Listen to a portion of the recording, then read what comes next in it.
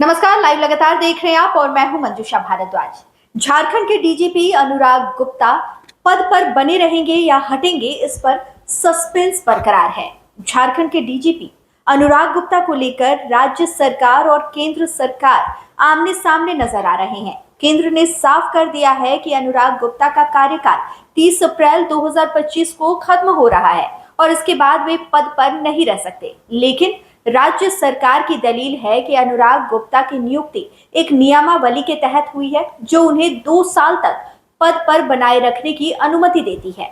अब सवाल यही है कि क्या अनुराग गुप्ता 30 अप्रैल के बाद भी डीजीपी बने रहेंगे या केंद्र के आदेश के बाद उन्हें पद छोड़ना होगा।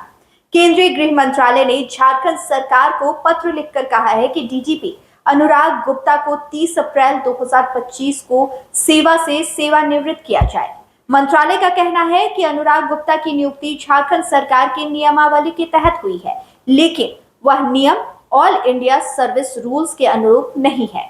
इस लिहाज से 30 अप्रैल के बाद अनुराग गुप्ता का पद पर बने रहना सेवा नियमों का उल्लंघन माना जाएगा। राज्य सरकार की ओर से जनवरी 2025 में एक नई डीजीपी नियुक्ति नियमावली बनाई गई थी। इसके तहत हाईकोर्ट के एक रिटायर्ड जज की अध्यक्षता में कमेटी गठित की गई, जिसमें मुख्य सचिव, गृह सचिव, जेपीएससी और यूपीएससी के प्रतिनिधियों को शामिल किया गया। इस कमेटी की अनुशंसा के बाद 3 फरवरी 2025 को अनुराग गुप्ता को नियमित डीजीपी के तौर पर अधिसूचित किया गया। नियम 10(1) के तहत नियमित डीजीपी का कार्यकाल 2 साल तय है, भले ही उनकी रिटायरमेंट डेट पहले हो।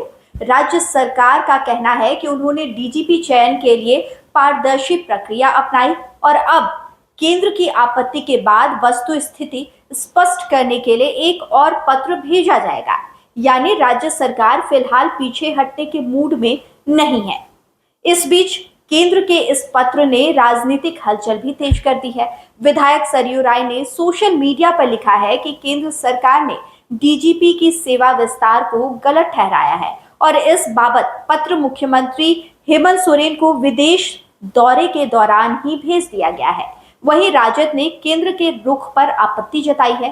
पार्टी के प्रदेश महासचिव कैलाश यादव ने कहा है कि अनुराग गुप्ता ने राज्य में नक्सलवाद और अफीम की अवैध खेती पर प्रभावी कार्रवाई की है, जो भाजपा की राजनीतिक सोच से मेल नहीं खाती। ऐसे में केंद्र का हस्तक्षेप राज्य के हित में नहीं है।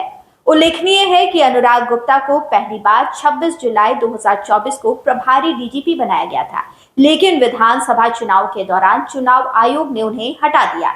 चुनाव के बाद 28 नवंबर 2024 को उन्हें फिर से प्रभारी डीजीपी बनाया गया और फिर फरवरी 2025 में उन्हें नियमित डीजीपी की जिम्मेदारी दी गई। हालांकि उनके चयन को लेकर पहले ही सुप्रीम कोर्ट में अवमानना याचिका विचाराधीन है, जिसे विपक्षी नेता बाबूलाल मरांडी समेत अन्य ने दाखिल किया है।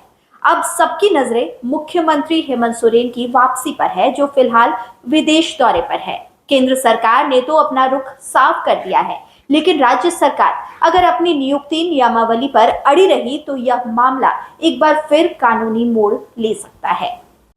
लाइव लगातार के वीडियो को लाइक करें, सब्सक्राइब करें और बेल आइकन को दबाना न भूलें।